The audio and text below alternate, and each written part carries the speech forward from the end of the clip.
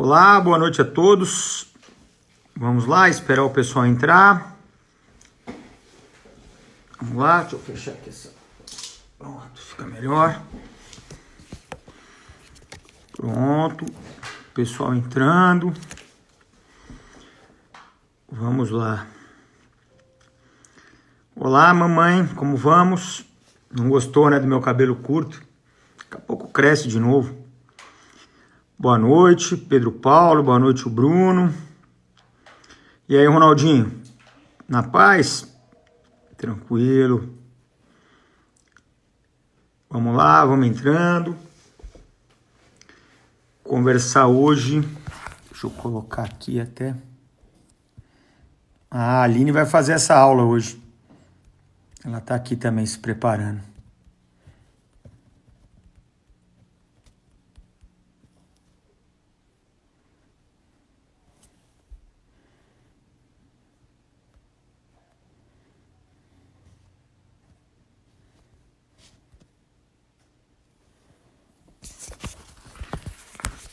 Vamos lá, deixa eu só me acertar aqui. Fixei o tema.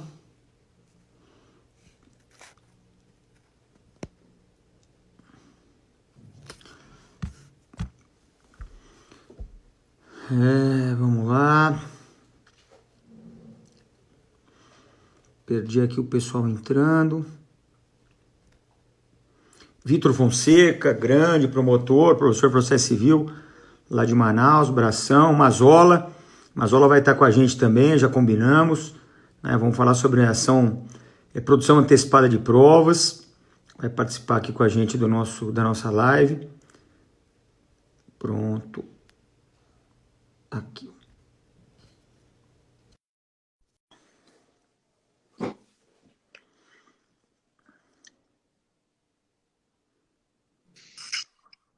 Pronto. Olá, boa noite.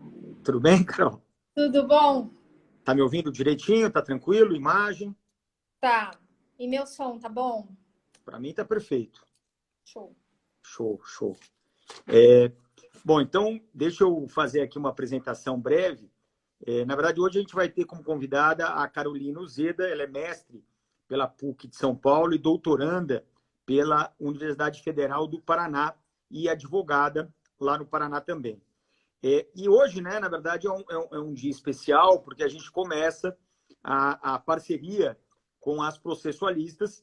Incumbiram a doutora Carolina de ser a primeira palestrante aí dessa parceria, e a gente vai fazer uma live com todas as processualistas, todas as membras, né, do grupo processualistas, toda terça-feira. Então, a gente vai ter as lives tradicionais, né, todos os dias, e as terças fixas já podem contar aí com uma das processualistas conversando com a gente. Então, motivo de alegria dupla, né? Primeiro, contar aqui com a Carol para conversar com a gente sobre apelação e depois dando início a essa parceria que vai ser muito legal. Bom, Daniel, acho que como eu fui a primeira, cabe a mim agradecer esse convite. Nós ficamos muito felizes e honradas, assim, pela oportunidade e, inclusive, por poder participar desse seu projeto, que está tendo lives maravilhosas todo dia. E essa parceria para a gente é motivo de muito orgulho e muita felicidade. Então, em nome de todas nós, gostaria de agradecer imensamente e vamos ver se dá coisa boa. Tenho certeza que sim.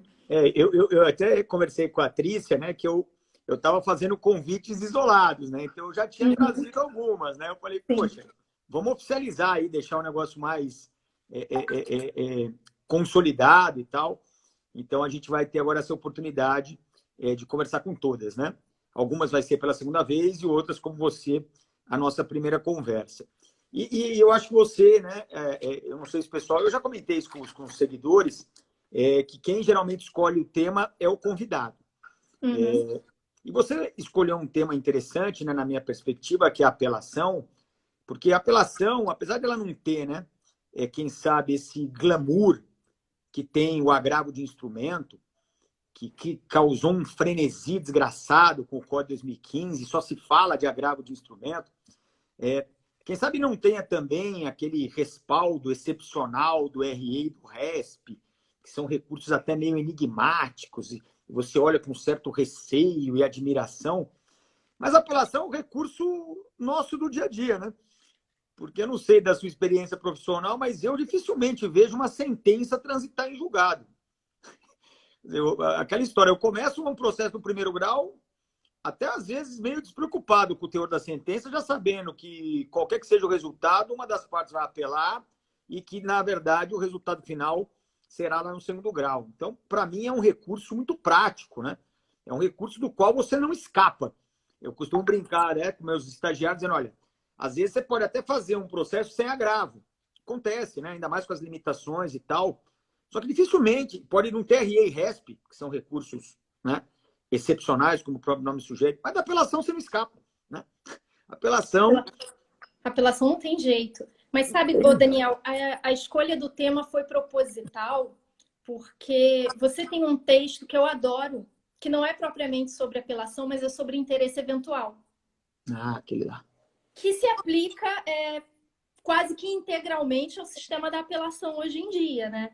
Então, a gente sabe, acho que até para dar uma introdução no tema, a gente sabe que a apelação hoje, e isso é a primeira coisa importante que deve ser dita, ela não é um recurso para impugnar só a sentença. Então, ela é um recurso que impugna sentença e decisões interlocutórias que não sejam agraváveis na forma do 1015.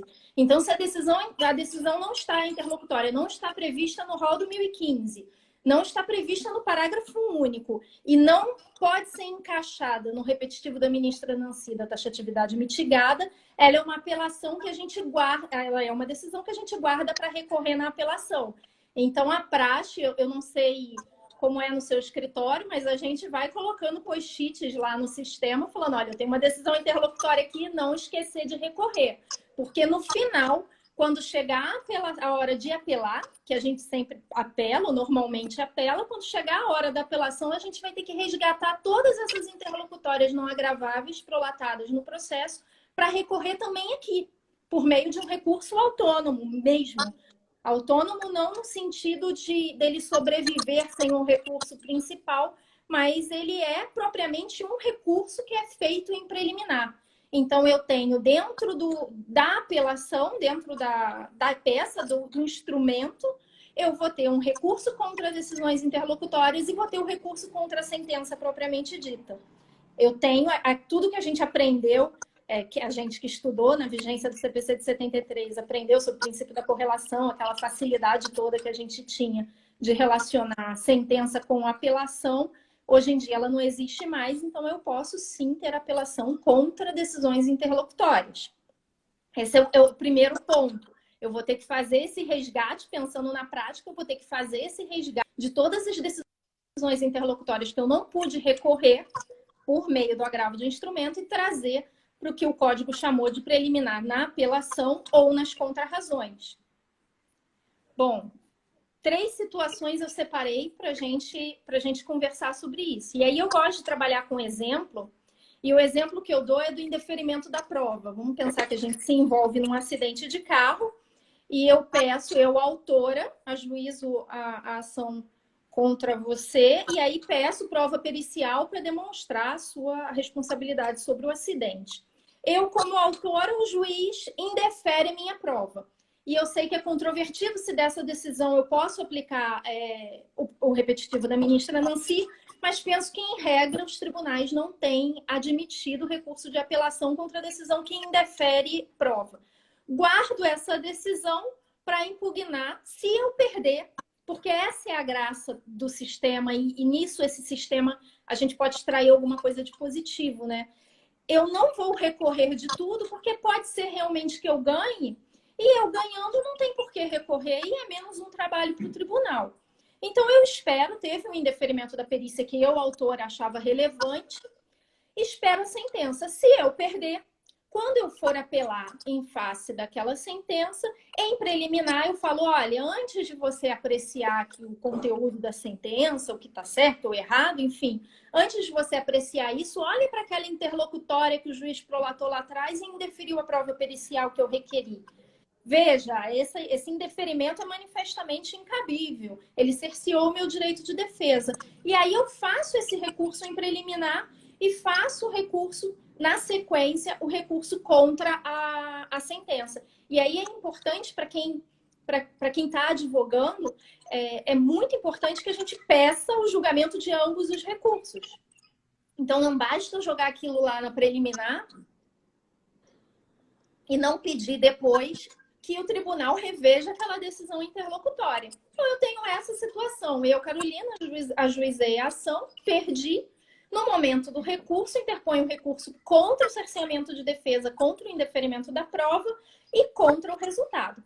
Pode acontecer também do seguinte: eu tive o indeferimento dessa prova requerida e ganhei. Beleza. Tenho interesse em recorrer contra a decisão que indeferiu a prova pericial? Em princípio, não. E aqui entra o seu texto sensacional, que foi inclusive muito utilizado por mim na minha dissertação. Tenho interesse em recorrer da decisão que julga procedente o pedido? Claro que não. Eu ganhei. Para que eu quero anular um processo por cerceamento de defesa? Mas, e se o réu... Eu ganhei, né? E se o réu que perdeu recorrer? Se ele recorrer, o 1009, parágrafo 2º, permite que eu, que ganhei nas minhas contrarrazões, traga todas essas decisões interlocutórias com as quais eu não fiquei satisfeita e recorra contra essas decisões na minha preliminar de contrarrazões. Então, eu tive uma prova indeferida contra mim, ganhei, mas aí, Daniel, você resolve recorrer. Quando você resolve recorrer, surge o risco de eu que ganhei perder. Se porventura a sua apelação for provida, eu que sou ganhadora, vitoriosa, eu passo a ser derrotada. E aí o que eu vou fazer se eu não impugnei aquela decisão que indeferiu a prova? Por isso, o 1009, parágrafo 2º, permite que eu faça o seguinte: olha, eu ganhei, mas eu não gostei da decisão interlocutória, eu sou sucumbente na interlocutória. Mas se a parte contrária que perdeu recorrer, eu, em preliminar de contrarrazões, falo o seguinte: olha, estou aqui, tribunal, recorrendo contra essa decisão interlocutória. Mas é importante que eu diga também, tribunal, esse meu interesse aqui é meramente eventual. Eu não quero que você julgue isso em preliminar. E isso, na prática, é muito importante. Eu preciso falar para o tribunal: olha, e você é muito pontual nisso, meu interesse aqui só vai existir, tribunal, se você pensar em dar provimento ao recurso do Daniel. Se você pensar, cogitar, tribunal, em reverter esse resultado, cogitar me tirar da minha posição de vencedora e me passar para derrotada. Então, embora eu faça esse recurso em preliminar de contrarrazões, esse é um recurso que só vai ser analisado se o tribunal, em um juízo hipotético, como dizia Barbosa Moreira sobre o agravo retido, em um juízo virtual e uma análise virtual do recurso do vencido, resolver dar provimento. Porque senão não faz sentido. Se eu trabalho isso como uma preliminar, aquilo que deve ser visto primeiro, o que o tribunal vai fazer? Vai olhar: olha, realmente teve cerceamento de defesa, vamos anular. Mas não, ele não pode fazer isso. Ele não pode nem conhecer do meu recurso. Porque eu só tenho interesse recursal para o conhecimento do meu recurso se o tribunal decidir dar provimento ao seu. Mas ele vai julgar o seu recurso e falar: olha, estou dando provimento ao recurso do Daniel, julgando improcedente a ação movida pela Carolina? Não. Ele vai fazer isso num juízo realmente hipotético. Ele não vai proclamar esse resultado de vitória. Então, ele vai olhar o teu recurso, ver: olha, realmente é caso de dar provimento. Sendo o caso de dar provimento, peraí, deixa eu olhar o que esse antes vencedor e agora, em tese, vencido, alegou aqui, para ver se é caso de anular esse processo todo, para ver se é caso de não prejudicar. E aí é como a gente trabalha, e eu chamei isso em 2015 de interesse complexo e condicionado. Salvo o melhor juízo, você fala eventual. O professor Eduardo Talamini acho que fala eventual também, ou virtual. Por que ele é complexo? Primeiro, porque eu preciso perder na interlocutória e preciso ter o seu recurso de apelação. Então, não basta eu perder a interlocutória, eu preciso ter a minha derrota somada ao risco de ver a minha derrota na interlocutória somada ao risco de ver essa decisão revertida pelo tribunal. E quando esse risco surge? Com a interposição do recurso pelo vencido. Então, ele é complexo por isso. Eu preciso de uma conjugação de fatores. E ele é condicionado por quê? O meu recurso só vai ser analisado, eu só vou ter interesse recursal se o tribunal, no juízo que o Barbosa Moreira chamou de hipotético, resolver dar provimento ao seu recurso e reverter a situação. Aí ele passa a análise do recurso em contrarrazões para ver efetivamente quem ganhou e quem perdeu, se ele vai anular o processo ou se ele, e isso pode acontecer também, se ele vai, olha, eu acho que eu vou dar provimento ao recurso do Daniel. Deixa eu olhar o recurso da Carolina. Ah, não tem cerceamento de defesa. E aí ele vai, sim, evidentemente, dar provimento ao seu recurso e falar, olha, Carolina, estou desprovendo o seu recurso. E aí ele não vai inadmitir o meu recurso. E é importante que isso também fique claro. Quando ele, hipoteticamente, dá provimento ao seu e passa a análise do meu, ele já passa o julgamento do mérito do meu recurso. Então, diferente do que eu tinha no regime do agravo retido, ou do que o STJ fazia regularmente no agravo retido, ele não vai julgar o meu recurso prejudicado. Ele não vai dizer, olha, não conheço do recurso da Carolina feito em preliminar de contrarrazões. Ele não pode fazer isso, porque ele já passou a análise do mérito do meu recurso. Ele avança sobre o mérito do meu recurso para prover ou para desprover. Para prover, ele anula tudo e volta para produzir a prova. Para desprover, olha, Carolina, estou negando o provimento do seu recurso. E aí depois eu queria até, enfim, saber a sua opinião, porque na minha, nesse caso, quando tiver o desprovimento do meu recurso, aí ele tem que majorar os honorários recursais que ele aplicaria ou aplicou quando ele julgou em tese o seu. Mas eu acho que a gente pode voltar nisso depois e aí eu passo já para o terceiro exemplo e te passo a palavra. Além dessa situação absolutamente complexa do recurso do vencedor na sentença, a gente tem uma terceira hipótese de apelação, que é uma apelação exclusivamente para impugnar a decisão interlocutória. Há decisões interlocutórias prolatadas no curso do processo que não tem nenhum laço, e eu chamei de laço de prejudicialidade, não tem nenhum laço de prejudicialidade com o resultado, com a sentença. Elas são indiferentes para o resultado daquele processo. Por exemplo, uma multa por ausência à audiência de conciliação, uma multa por litigância de má-fé. E aí eu já faço ressalva para o professor Fred Dias Júnior e o professor Leonardo Carneiro da Cunha não acham esse exemplo bom, porque eles entendem que multa é mérito logo recorrível por agravo de instrumento. Mas, enfim, penso que a multa seja recorrível aqui na apelação.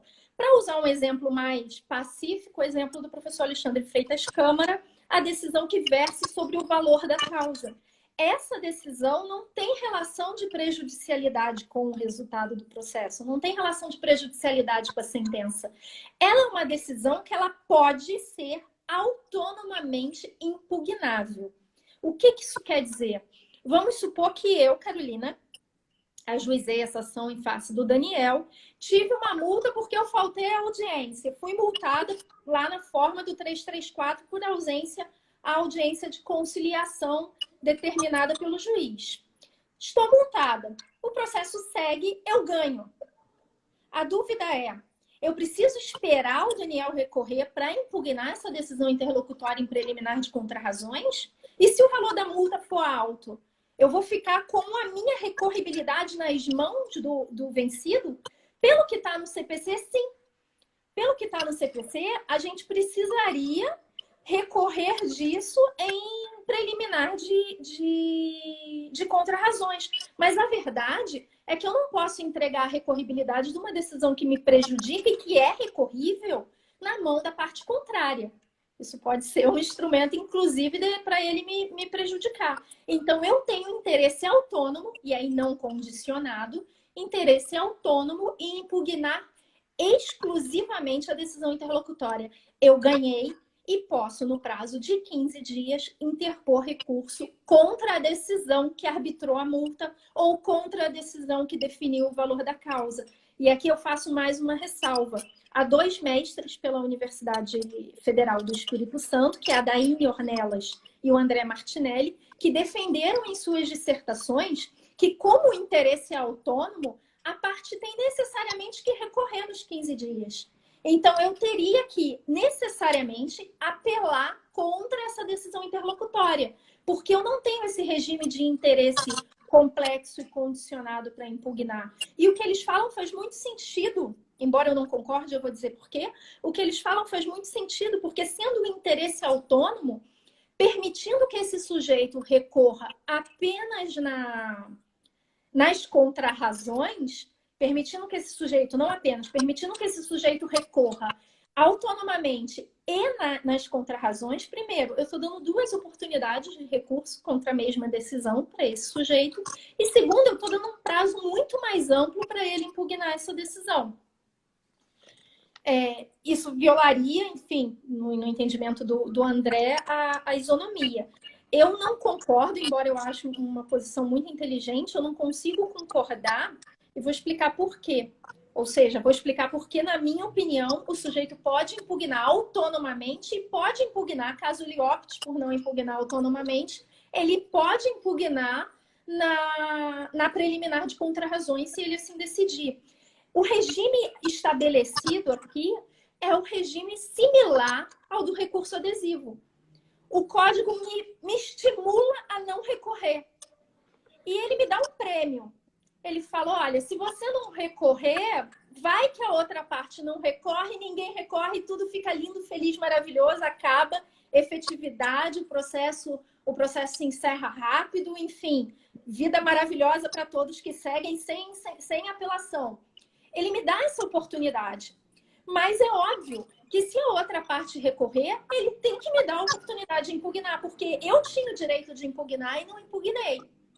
Eu fiz esse favor para todo o sistema judiciário. Eu segurei o meu recurso, embora eu tivesse direito a interpor esse recurso, embora eu tivesse interesse. Eu segurei.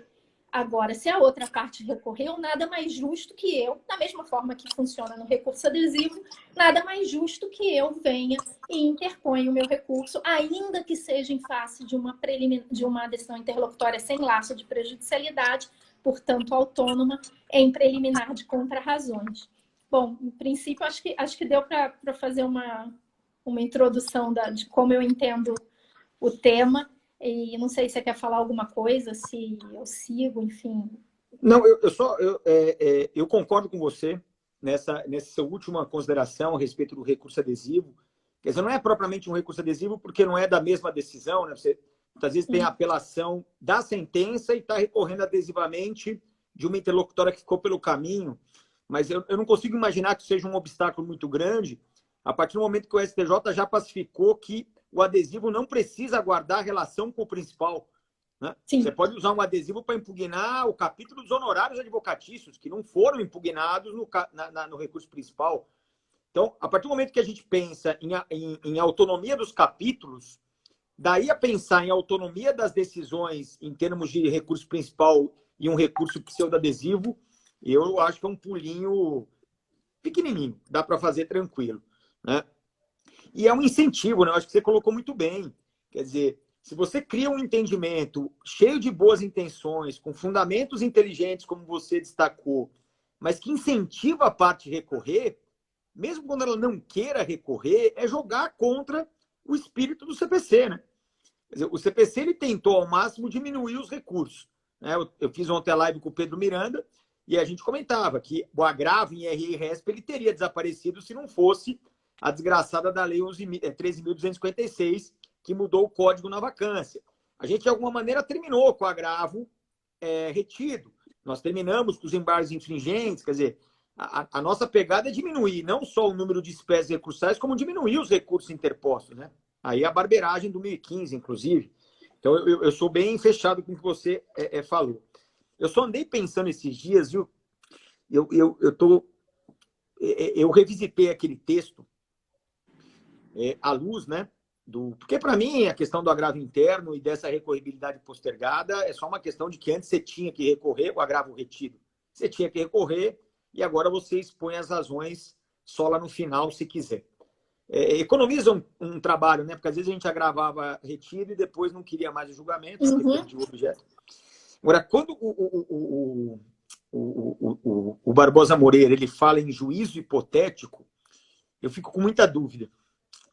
Porque eu não acho que seja um juízo hipotético. Aliás, eu acho que, pelo contrário, é um juízo bem concreto.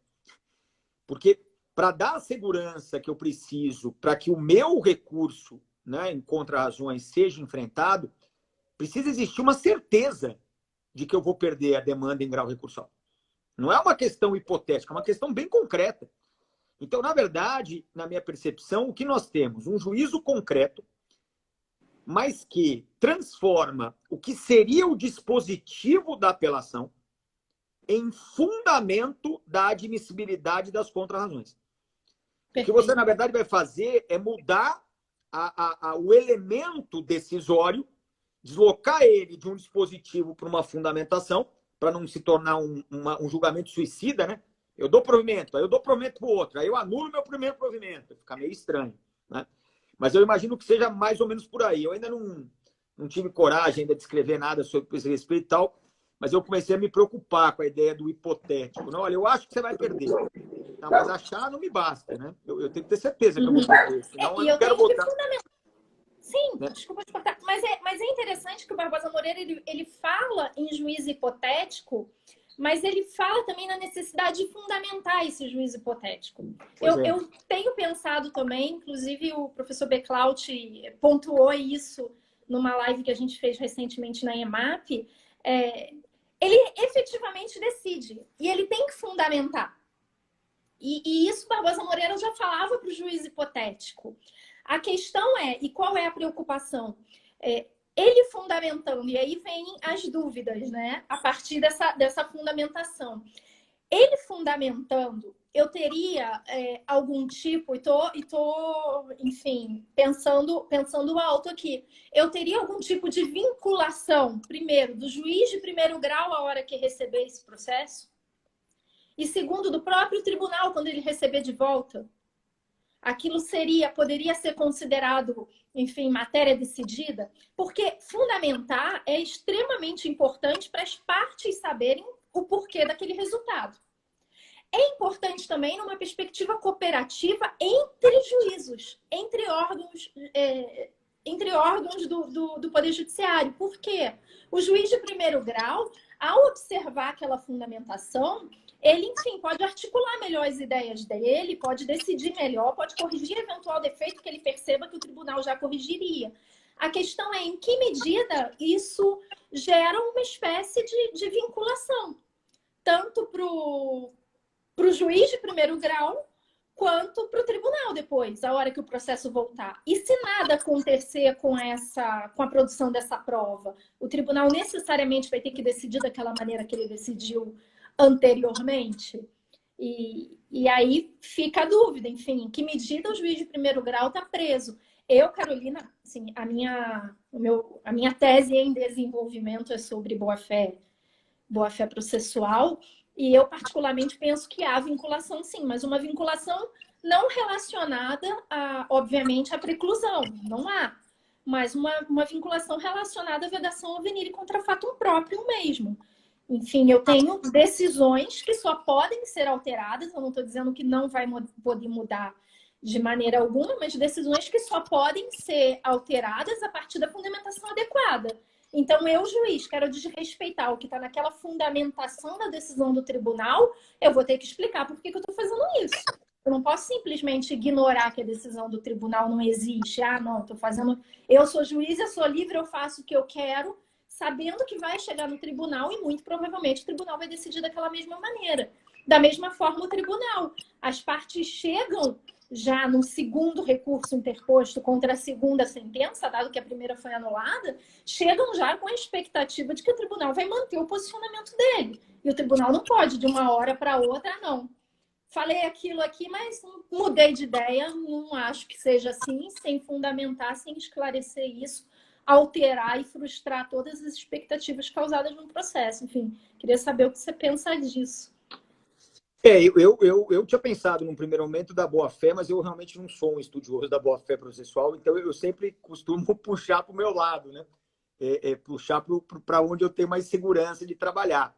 Porque foi interessante que você comentou, não seria um caso de preclusão e tal, seria mais fácil justificar na boa-fé, mas de repente a gente pode construir alguma coisa também em termos de preclusão, né?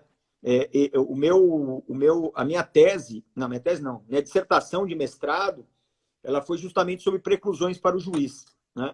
E ali eu percebi, pelo menos eu acabei defendendo essa tese ao final, de que a gente tem uma preclusão consumativa para o juiz, né?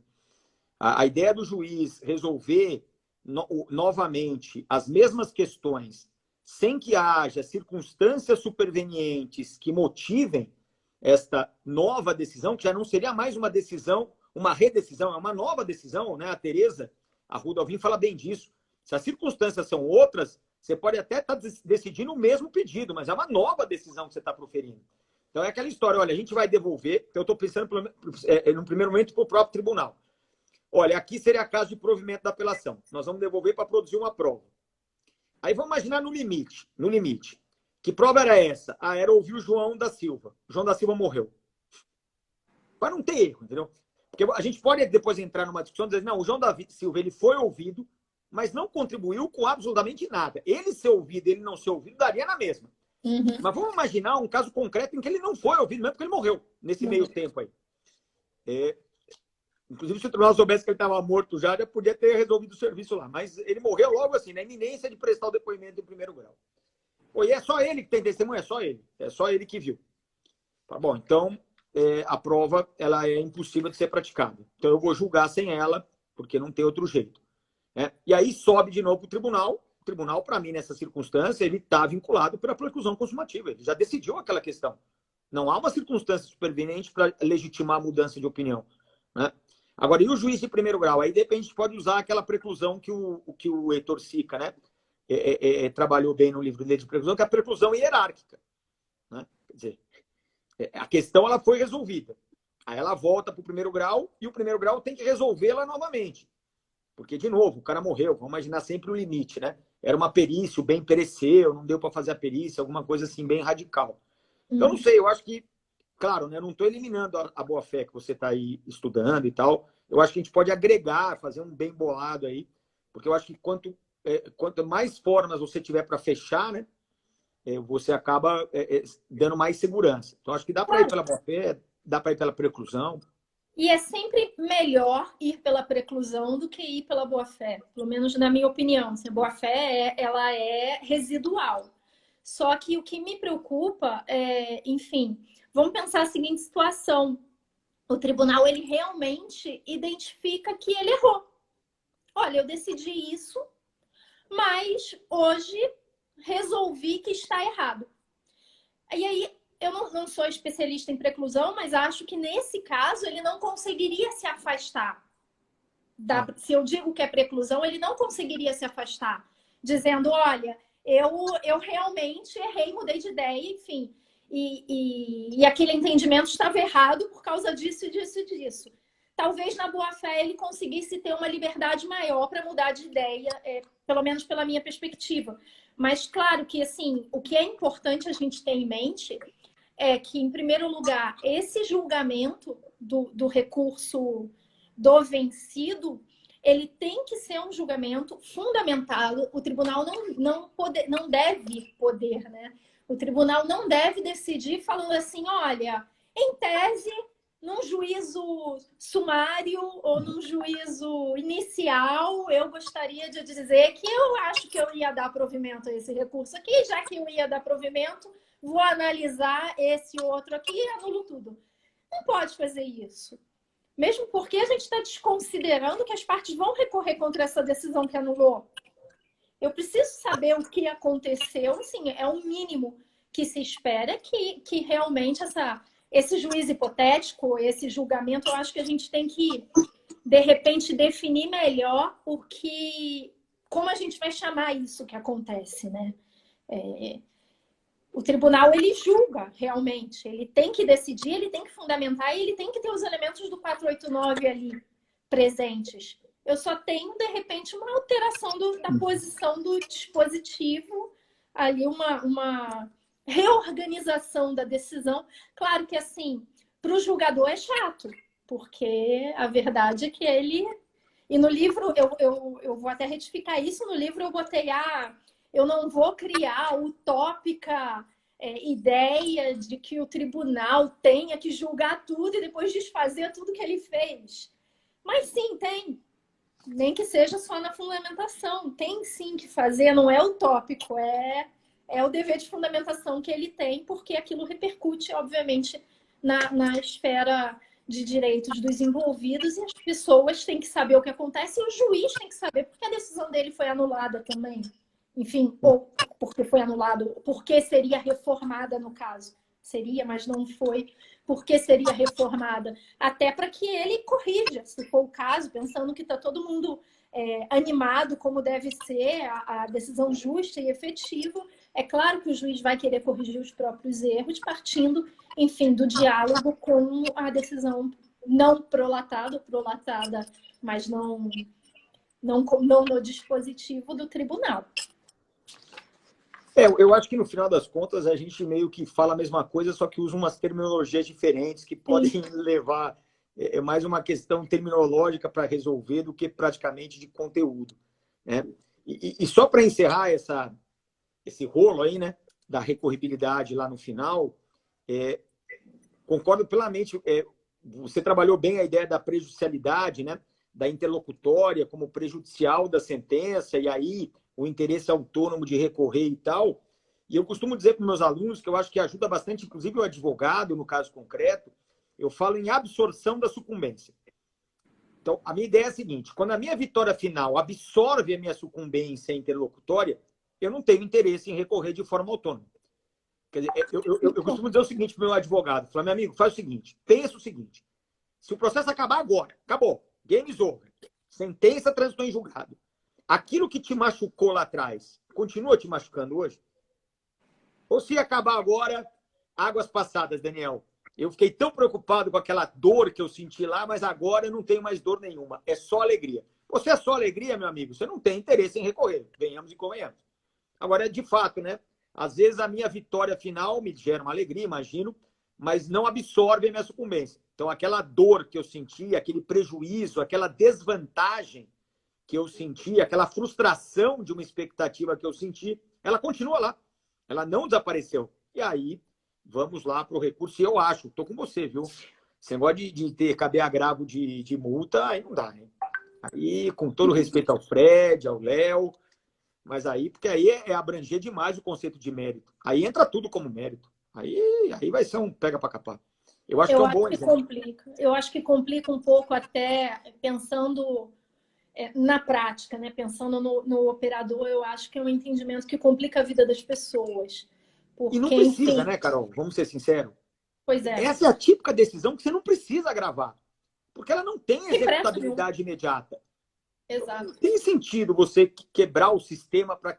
Vamos quebrar o sistema em outros cantos, né? Que é onde o agravo ele sim vai se fazer necessário, né? Numa decisão de segredo de justiça, de suspensão do processo, essas aí, beleza, né? Botar lá na conta da taxa de atividade mitigada. Mas essa aí, eu não sei. Não me emociona. Claro, são raras essas decisões, né? São bem... Acho que não são tantas assim no processo. Eu só consegui pensar na multa, e aí o Alexandre Câmara vem e fala do valor da causa, que também é um excelente exemplo. Assim, é difícil pensar tanto em exemplos, mas fato é que essas decisões acontecem. E aí, Daniel, o que eu queria realmente saber a sua opinião, acho que a gente nunca pôde trocar ideia, enfim, conversar. Eu estou aproveitando a oportunidade para saber a sua opinião. É a questão mesmo dos honorários recursais. Porque eu tenho pensado muito nesse julgamento, enfim, acho que ficou óbvio, nesse julgamento hipotético, que talvez não seja hipotético, talvez seja um julgamento propriamente dito. Porque veja o que acontece. Vamos pegar aquela situação que, enfim, deixa eu pensar. Eu ganho, o juiz indefere minha prova pericial, você perde. Você recorre. E o tribunal vira e fala, nesse juízo, enfim, não sei que nome eu dou, mas nesse primeiro juízo sobre o seu recurso, ele fala, olha, eu vou dar provimento ao recurso do Daniel. Acho que é caso de inverter essa sucumbência. Acho real que é caso de inverter essa sucumbência. Deixa eu olhar o recurso da Carolina, então, admito. Porque é importante que as pessoas façam as coisas da maneira correta, né? Esse deixa eu olhar o recurso da Carolina estou admitindo o recurso da Carolina. Vou julgar o mérito do recurso da Carolina. Houve cerceamento de defesa, Carolina? Sim ou não? Ah, houve. Beleza. Não, não houve, Carolina. Seu recurso é improcedente. E aí, Daniel, qual é a minha preocupação como alguém que está estudando boa-fé? Esse recurso, da maneira que a gente tem visto ele sendo decidido na prática, esse recurso está alheio a todo tipo de controle ou de ônus. Eu não tenho ônus da sucumbência com relação a esse recurso? Eu não tenho controle sobre o recurso abusivo nesse caso? Porque ele é um recurso que, como ele é um recurso do vencedor, o que eu tenho percebido nas poucas decisões que eu vejo análise é que esse recurso é tratado tipo, com mais carinho do que os demais. E aí pensa o seguinte, você ganhou. Você reverteu a sucumbência. A partir do momento que você reverte a sucumbência, há honorários para você. Os honorários que eu ganhei, né? Em primeiro grau, eu ganhei o processo, arbitrou 10% de honorários, você recorreu, eu não tenho honorários recursais nesse primeiro momento. O que eu tenho? Arbitramento de honorários pela primeira vez, em favor do Daniel. Olha, inverto os ônus da sucumbência, Daniel agora, além de ganhar, tem direito a 10% de honorários. Aí ele passa a analisar o meu. Carolina, seu recurso é manifestamente improcedente. E aí, eu tenho majoração dos seus honorários? Ou seja, eu tenho algum tipo de ônus porque você, Daniel, precisou contrarrazoar meu recurso. Quando eu recorro em contrarrazões, e aí eu deixei passar isso batido, não falei, quando eu recorro em contrarrazões, a parte contrária que apelou é chamada a fazer contrarrazões às contrarrazões. Eu tive um acréscimo de trabalho para o outro advogado por causa desse recurso. O sujeito trabalhou. O sujeito trabalhou e ele não vai receber uma majoração dos honorários por quê? Enfim, acho que é algo que a gente precisa pensar com carinho e precisa, principalmente a gente que escreve, tem doutrina, tem que pensar com carinho. Por que esse recurso, diferente de todos os outros, ele seria isento dos ônus da sucumbência? Então, penso eu, e aí, assim, eu não escrevi, estou pensando, tenho refletido e tenho escolhido falar de apelação sempre que eu tenho oportunidade para justamente poder receber o feedback e receber as ideias com relação a isso. O que motiva a interposição, os honorários recursais é justamente uma situação em que eu tenho honorários arbitrados e eu posso majorar, partindo da premissa que o advogado da parte contrária trabalhou. É o que eu tenho exatamente nesse caso. Ou não, não sei, vai depender, porque se o juízo for hipotético, eu não tenho isso. Mas veja que o trabalho do tribunal, ou como ele faz o trabalho dele, deveria ser indiferente com relação à aplicação dos ônus da sucumbência. O fato é que eu tenho um recurso, eu tive contrarrazões, e eu não vou receber por isso? E aí, o que você acha? Olha, eu tenho Você foi falando, eu nunca tinha pensado nada disso. Então, vamos tentar pensar junto aqui. Eu já tenho um primeiro problema, que é a fixação de honorários recursais em impugnabilidade de interlocutórias via apelação ou contrarrazões. Porque, teoricamente, se eu estou usando a apelação ou a contrarrazões para impugnar uma interlocutória, já não cabe honorários recursais. Porque as interlocutórias que eu estou impugnando já não tiveram fixação de honorários. Então, é aquela história. Eu não estou impugnando a sentença, eu estou impugnando, né, no momento de impugnar a sentença, uma interlocutória que foi proferida lá no começo. Então, eu já tenho uma primeira dificuldade em imaginar uma majoração em qualquer circunstância dessa, em que haja provimento da apelação ou das contrarrazões exclusivamente no ambiente de impugnação de interlocutórias que ficaram pelo caminho. E um outro problema, eu achei uma sacanagem, né, como advogado, achei uma sacanagem em dobro, mas eu não sei se você viu, tem um precedente do STJ em que o STJ ele decidiu o seguinte: sentença, fixou honorários, bonitinho, sujeito apelou, gracinha, tudo lindo. Só que na apelação ele pediu a anulação da sentença. Ó, tem um vício aí, formal, eu nem lembro o que era. Aí o tribunal, ele anulou a sentença e boca de siri nos honorários. Aí o apelante, ele falou, poxa, mas eu apelei, ganhei, né? Não vai ter reversão de honorários, não vai ter honorários recursais. E aí o STJ ele virou assim, então aqui não tem honorários recursais, por quê? Porque os honorários recursais, eles majoram os honorários fixados na decisão impugnada.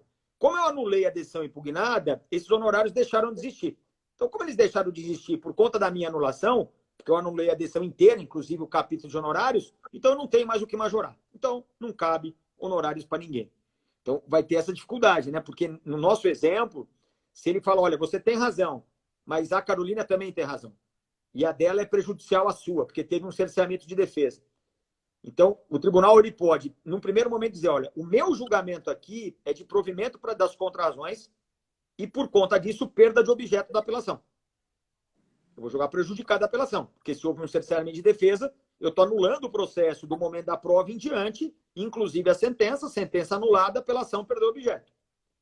Né? Não obstante ter sido a apelação que carregou essas contrarrazões até lá em cima. Né? Então, é o verdadeiro caroneiro traíra, né? Porque ele pega uma carona com a apelação e na hora que ele vai estar bem, ele vai lá e esfaqueia o coitado do motorista. Né? Mas passado esse detalhe, e aí o tribunal ele vira e fala assim, então, olha, aqui o resultado final, o dispositivo, que é o que determina honorários, é pelo provimento da contra-razões que não tem majoração por duas razões. Primeiro, porque a sentença onde tinha majoração ela não existe mais, e segundo, porque a interlocutória que foi recorrida, cujo recurso teve o provimento aqui, não teve fixação em primeiro grau. Eu estou achando que os advogados, eles não vão ganhar nada aí.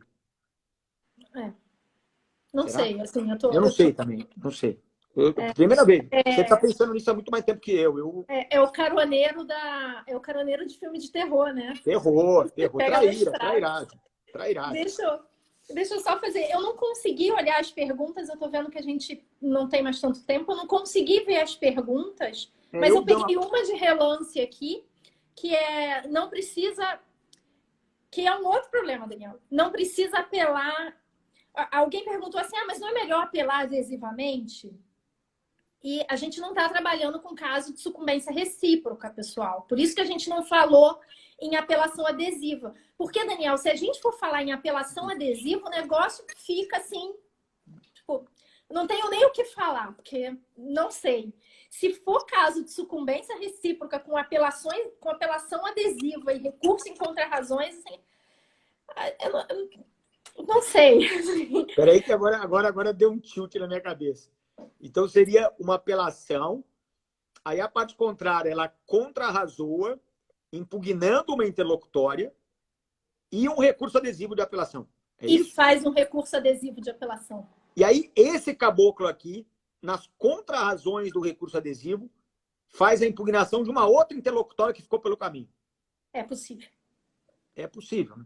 É possível. E o problema é que é possível porque o recurso adesivo, a apelação adesiva, ela necessariamente vai tocar em um capítulo diferente do que foi impugnado pela apelação principal. Uhum. E eu posso ter aquelas interlocutórias relacionadas exclusivamente a cada um dos capítulos. Exato. Mas aí eu já não sei o que vai acontecer. Dá vontade de chorar um pouco, né? Não, graças a Deus nunca aconteceu nem nada parecido comigo. Pois é. Mas você pensou nisso já? Então, eu vou ser muito sincera. Eu pensei quando eu estava redigindo a minha dissertação de mestrado, mas não falei, porque não tive... Precisava, né? Não consegui, assim, não atingi esse nível de abstração. E o pior de tudo é que é muito comum que isso aconteça. Enfim, situações de recurso adesivo, de sucumbência recíproca é o mais comum. E tem pior, assim, e se a sucumbência, porque eu tô falando, olha, no juízo, no julgamento hipotético, eu tenho o provimento do recurso do Daniel. E aí eu vou analisar o recurso da Carolina. E se o provimento for parcial? Eu tenho interesse na análise da minha preliminar? Entendeu? Entendi. E aí, eu, na dissertação, abordei esse tema e falei o seguinte, olha, nesse caso de provimento parcial, eu tenho que abrir, sei lá, interrompe o julgamento, eu tenho que abrir para a parte dizer se ela tem ou não interesse naquele recurso. Porque, enfim, foi sucumbência parcial. Ela pode não querer anular o processo. Vamos supor que ele dá provimento parcial para o seu recurso. Eu ganhei 1 milhão, porque você bateu no meu carro super caro. E aí você tem um provimento parcial para dizer que, olha, não, Daniel, você não precisa pagar 1 milhão, você só precisa pagar 300 mil. E aí, Carolina, você insiste no seu cerceamento de defesa ou você quer ficar com esses 300 mil? O que eu faço? No caso do provimento parcial do recurso, a situação fica absolutamente pior. E, assim, a gente tem, claro, que pensar, refletir, enfim, ver como é que a gente vai trabalhar isso. Na dissertação, eu falei, olha, nesse caso, e eu digo mais, eu falo, a parte tem que ter o direito de desistir do recurso dela. Porque eu estou trabalhando com um cenário que eu vou perder integralmente. Por isso eu quero cerceamento de defesa. Mas e se eu só perder 200 mil no universo de 1 milhão? E se eu só perder 100 mil no universo de 1 milhão? E se eu só perder 300 reais no universo de 1 milhão? Eu vou querer aquele recurso? Não, não vou. E o sistema não me permite desistir desse recurso porque ele é julgado naquele bolo. Se eu tô lá e sou advogada, eu vou falar, opa, pela ordem, para agora. Assim, tipo a música do por favor, eu vou mandar parar agora. Não quero, não decide o meu, não quero ser, não, para. Nem posso fazer isso, mas eu como advogada vou fazer, vou dar um grito na hora. Não, peraí. Eu só quero esse recurso em sucumbência total, em sucumbência parcial, eu não tenho interesse. E aí esse é um outro problema. E o pior, Daniel, que é o que me preocupa muito, como você falou no começo, é o principal recurso, é o que todo mundo usa, é o mais simples.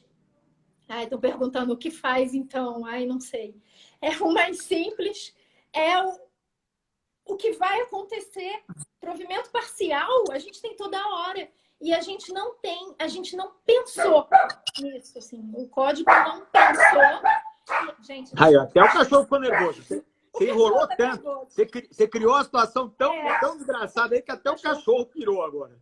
Pois é. Aí, enfim, a gente precisa pensar nisso, porque penso que é o nosso papel como estudiosos do processo, entregar soluções para pessoas que não têm tanto tempo para estudar quanto a gente, ou pessoas que fazem outra opção na vida que não estudar, que é o que a gente basicamente faz. E é muito difícil entregar uma solução. A minha foi, e eu admito que é errada em alguma medida, mas na prática funciona, é falar, olha, a parte tem que poder desistir do recurso. A partir do momento que ela vê o que aconteceu, que ela vê que tem um provimento parcial, ela tem que poder desistir do recurso. Porque se ela não puder, fica difícil para cachorro. Se ela não puder, fica realmente difícil para cachorro da gente resolver essa situação.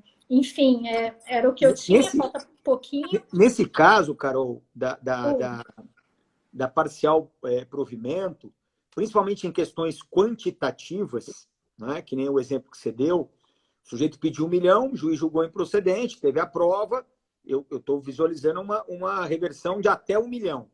Mas aí, de repente, eu, pelo menos como advogado, nas minhas contrarrazões, eu já diria qual é o valor que, uma vez fixado pelo tribunal, faria nascer o meu interesse recursal.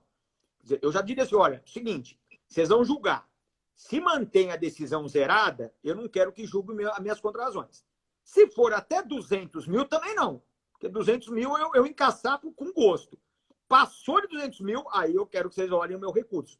Quer dizer, é mais ou menos como você imaginou, né? De poder fugir da raia a depender do resultado, mas assim, para o advogado, de repente, é menos traumático do que exigir, né, uma interrupção do julgamento para a oitiva do advogado.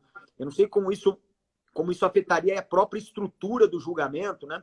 O juiz teria que converter o julgamento em diligência, né? Eu não sei quanto que ele estaria disposto a fazer, né? E o que é mais interessante, né? Eu estava pensando nisso, pela primeira vez eu pensei nisso. Toda essa zona que a gente conversou hoje é tudo necessariamente decisão colegiada, né? Não dá para o relator sair doidão fazendo sozinho, né? Ah, não, né? Não, aí não, né? Ele até poderia. Que aí fica mais animado ainda, hein? Essa eu nem pensei também. Aí fica, nossa.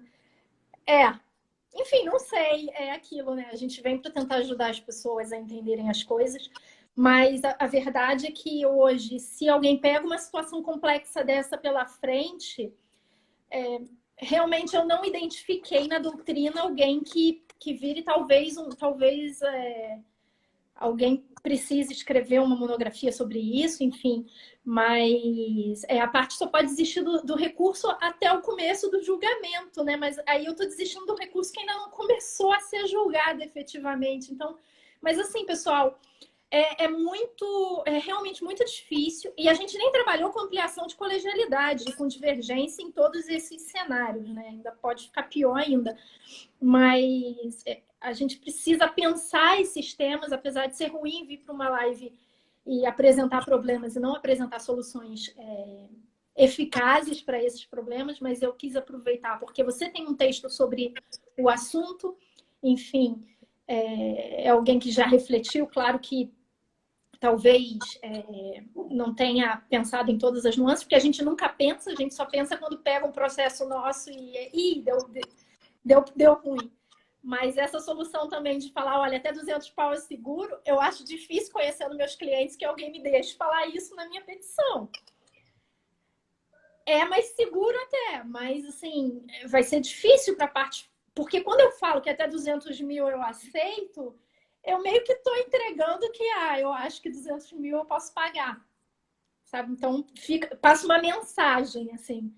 Eu não sei qual é a melhor solução, de verdade. Eu sugeri isso, da parte poder falar, mas também só se a parte estiver lá, e aí, se não tiver, vai ter que converter em diligência. Vai ter que converter em diligência e juntar a fundamentação até aquele momento. O julgamento hipotético vai ter que estar no processo.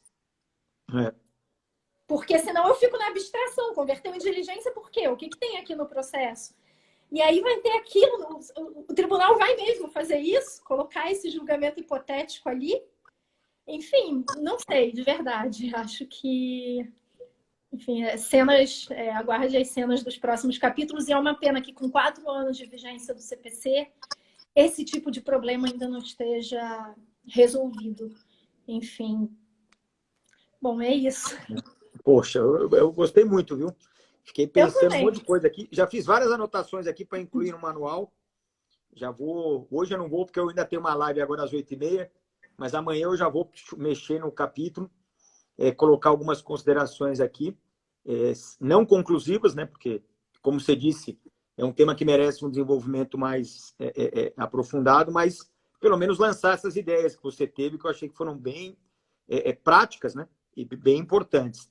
Então, a gente tem 1 minuto ainda aí para cair o nosso sinal. Eu queria agradecer muito, foi sensacional. Bela estreia, viu? As processualistas que estão assistindo aí têm uma responsabilidade enorme agora, porque o nível... Carol subiu o tarrafo lá em cima. O tarrafo está lá em cima. Agora, quem vier depois vai ter que arrebentar, não quero nem saber.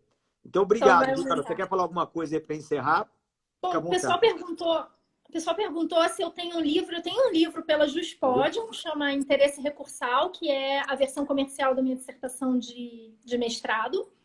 Enfim, está à venda no site da Juspodium. E tenho artigos sobre isso, é um tema que eu estou me dedicando desde 2015, enfim. E vocês veem que desde 2015 eu estou estudando e ainda não cheguei a conclusão praticamente nenhuma. E quero agradecer mais uma vez, em meu nome, em nome da Processualistas, pelo convite. A gente está muito, muito, muito honrada e espero que seja sucesso, que o pessoal goste e seus seguidores gostem. Não, já está sendo. Já está sendo. Obrigado, Carol. Um beijo, tchau. Tchau, tchau.